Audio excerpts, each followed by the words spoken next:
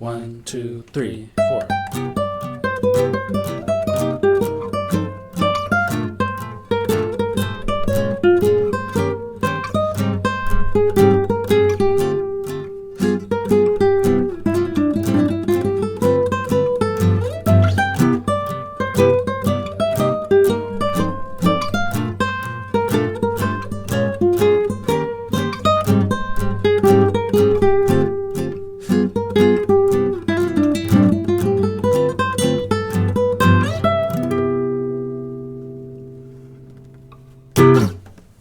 Hey, welcome back to Music Fundamentals. What you just listened to was my rendition of Afternoon in Paris, an old jazz tune. I want you to listen again, but this time clap along with me. 1, 2, 3, 4.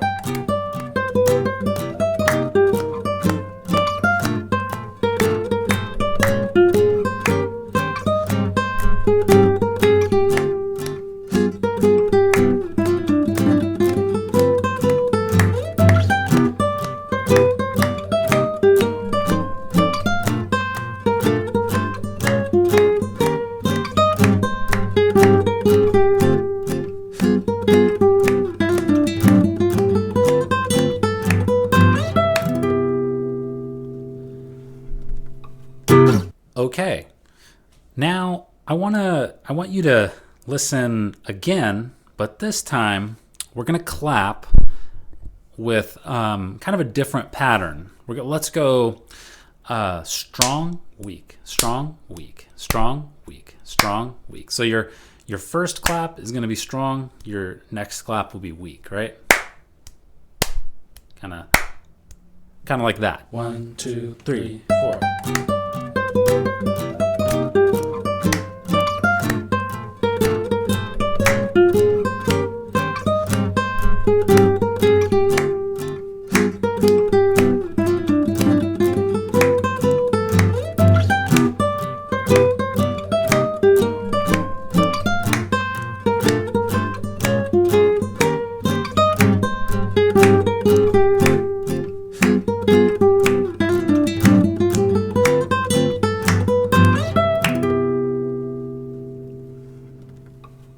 Picking up with slide number 2.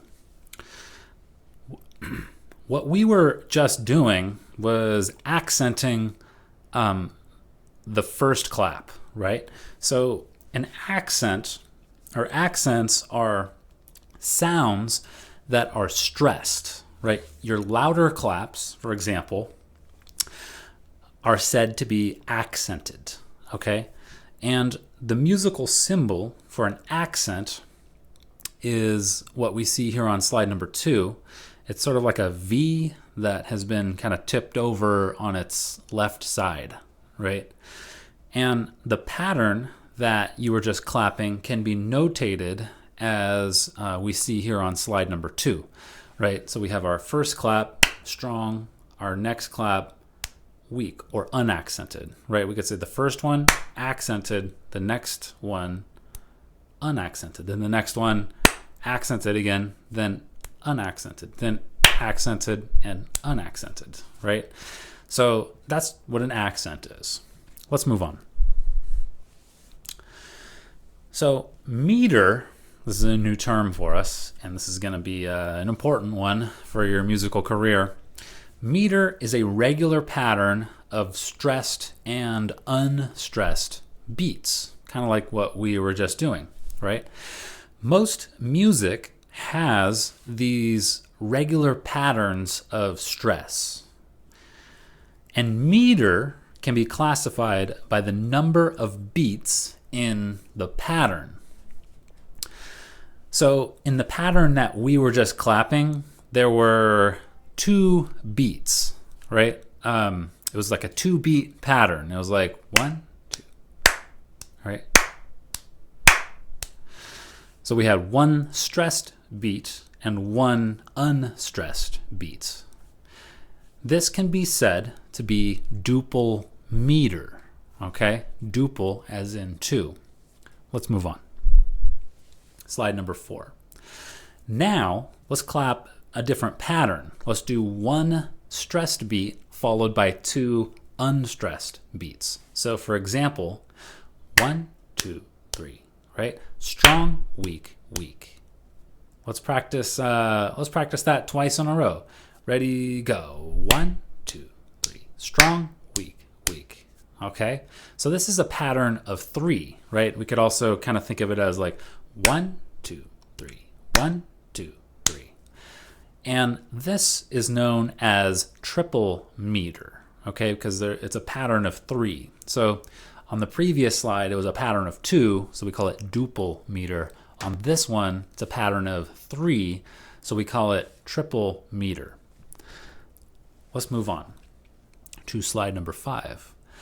So now let's clap this pattern we see on slide number 5. So we see one stressed beat followed by 3 unstressed beats. So for example, 1, 2, 3, 4. That was only half of it here, but we can see that this is a pattern of 4. So we have one stressed, 1, and then unstressed, unstressed, unstressed. So it's going to be 1, 2, 3, 4. 1, 2, 3, 4. Okay, so that's going to be called quadruple meter. You starting to get the idea how this works? Let's move on. What's a bar line?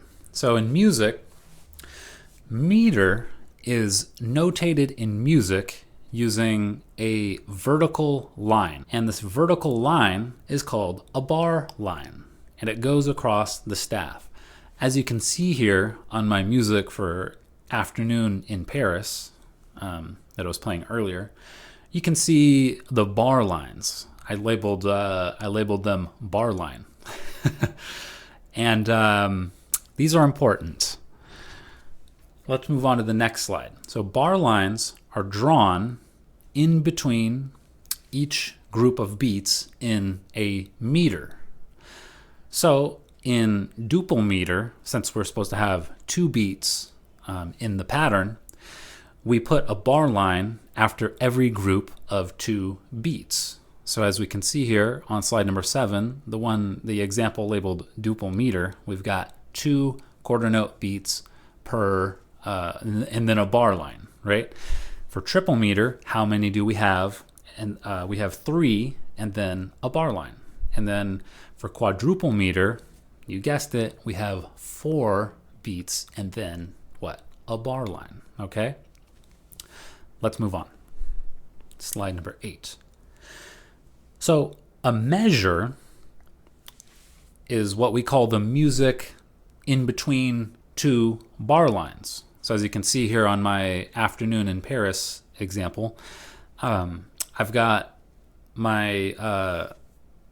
the measures, right, kind of laid out there.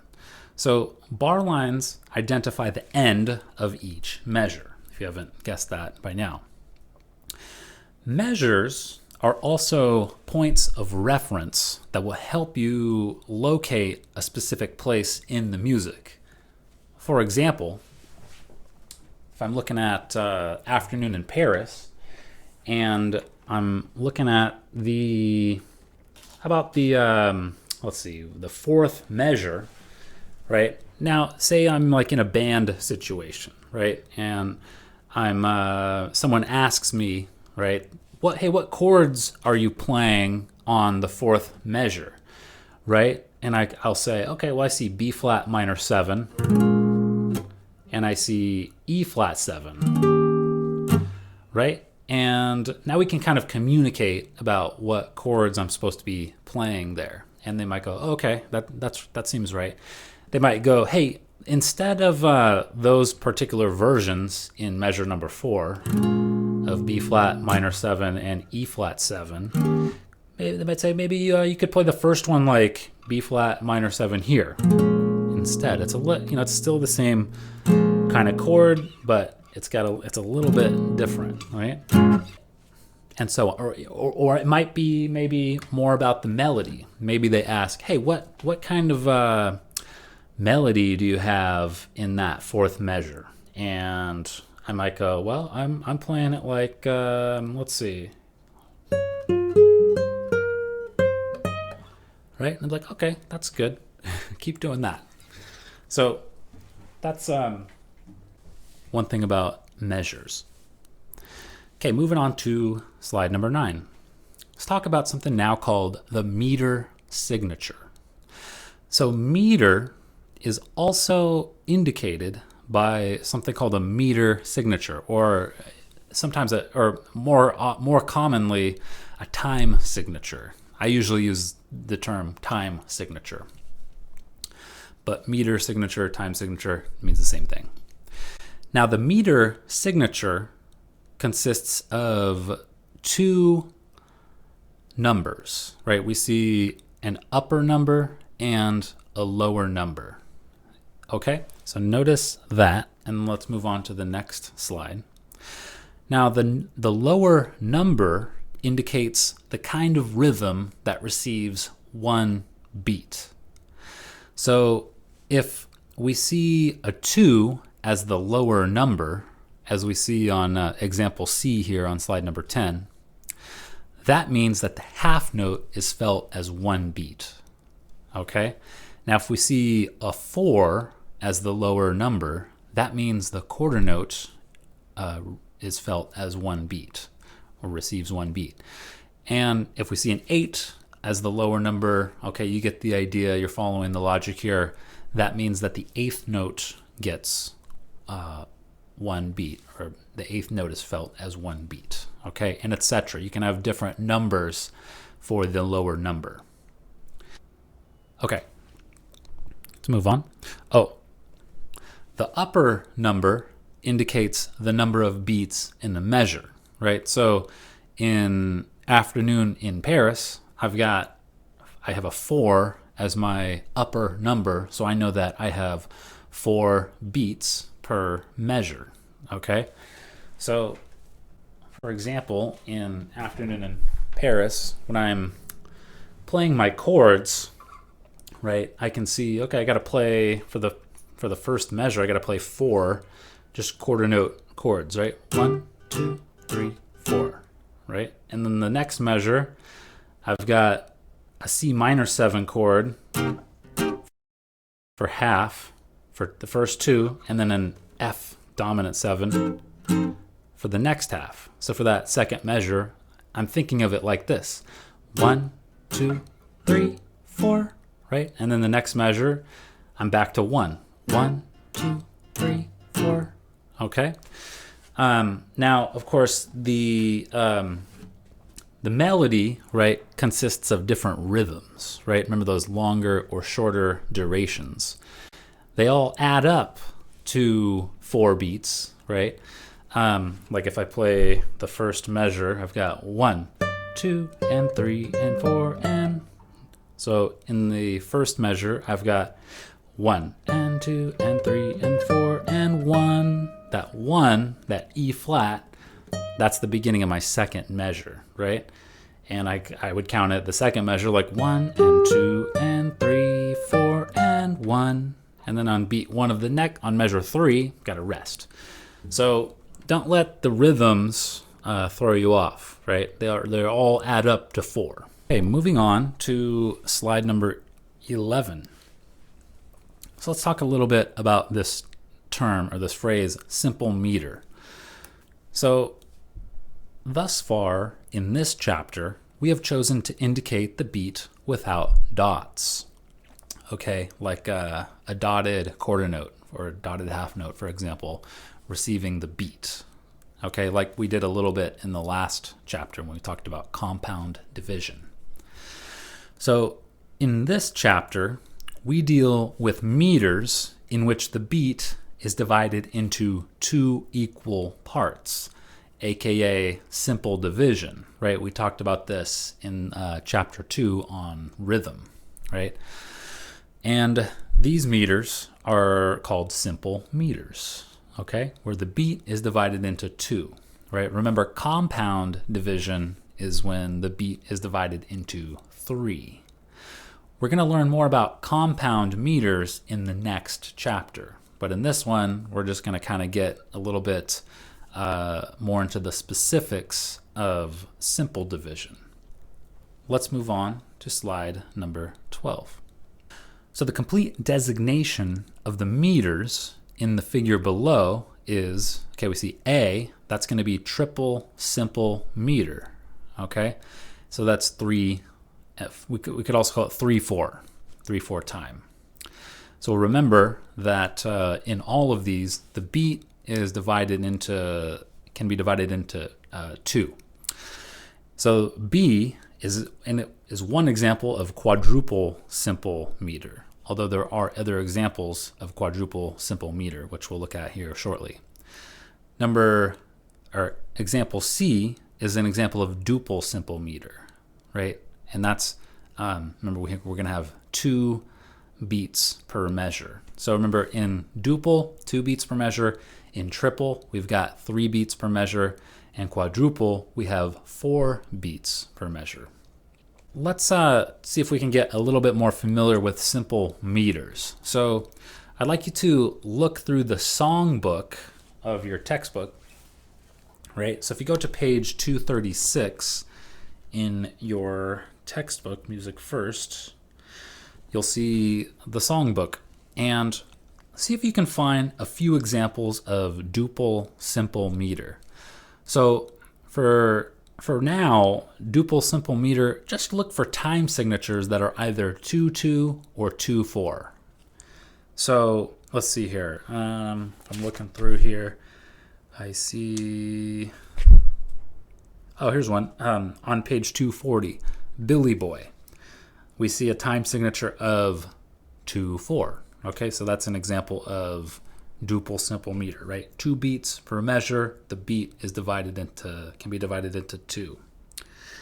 Now on the next page, 241, we see a time signature of 2/2. That's also an example of duple simple meter. They're a little bit different though, right? Because in 2/2, the lower number is a 2, so that means a half note receives 1 beat. Whereas in Billy Boy 2/4, the quarter note receives 1 beat. For triple simple meter, just look for time signatures of 3/4. So if you go to, for example, page 242, Cantamus Hymnum, you'll see an example of 3/4, right? If we look at, okay, there's a bunch of those. And then for quadruple simple meter, look for ones that are either 4/4 or 4/8. So let's practice some of these rhythms now. So let's look at, so now we're on slide 15. Let's practice this little example here, just clapping, right? We have 1 and 2 and 1 and 2 and. Okay, so that's duple simple meter. Let's move on. Let's get some more of these in here. So, okay, let's look at, we have A, B, C, D. Let's look at A. Okay, let's do the repeat sign on this. So here we go. A, we're in duple simple meter. Ready, go. 1 and 2 and 1 and 2 and 1 and 2 and 1 and 2 and 1 and 2 and 1 and 2 and 1 and 2 and 1 and 2 and. Okay, let's look at example B. So now we see a dotted quarter note on our first beats. So remember that dotted quarter notes receive 1.5 beats. So for the first measure of example B, we're going to clap on 1, and then we're going to count and 2, and then we're going to clap on the and that's after 2. Practice that first measure with me. Ready? Go. 1 and 2 and. Okay? Now we see the next measure. It's the same rhythm as the first measure, so it's also going to be 1 and 2 and. Let's practice both of those in a row now. Should sound like this. 1 and 2 and 1 and 2 and. Now let's do that again, just like we just did, but let's add in the next 2 measures. Okay, ready, go. 1 and 2 and 1 and 2 and 1 and 2 and 1 and 2. Repeat. 1 and 2 and 1 and 2 and 1 and 2 and 1 and 2 and. Okay? Let's look at example C. Notice that we have quarter rests on the first beat of the first and third measures. Let's try example C. Ready, go. 1 and 2 and 1 and 2 and 1 and 2 and 1 and 2. Repeat. 1 and 2 and 2 and 1 and 2 and 1 and 2 and. Okay? Now let's do example D. Okay, here we go. So, notice on the second measure, what kind of rest is that? Okay, so that's an eighth rest. So on the second measure, let's just practice the second measure here of this one. So we'll have, you're going to count 1 on the second measure, right? And then and 2 and. So 1 and 2 and. Okay? Let's practice D, the whole thing. Ready, go. 1 and 2 and 1 and 2 and 1 and 2 and 1 and 2 and 1 and 2 and 1 and 2 and 1 and 2 and 1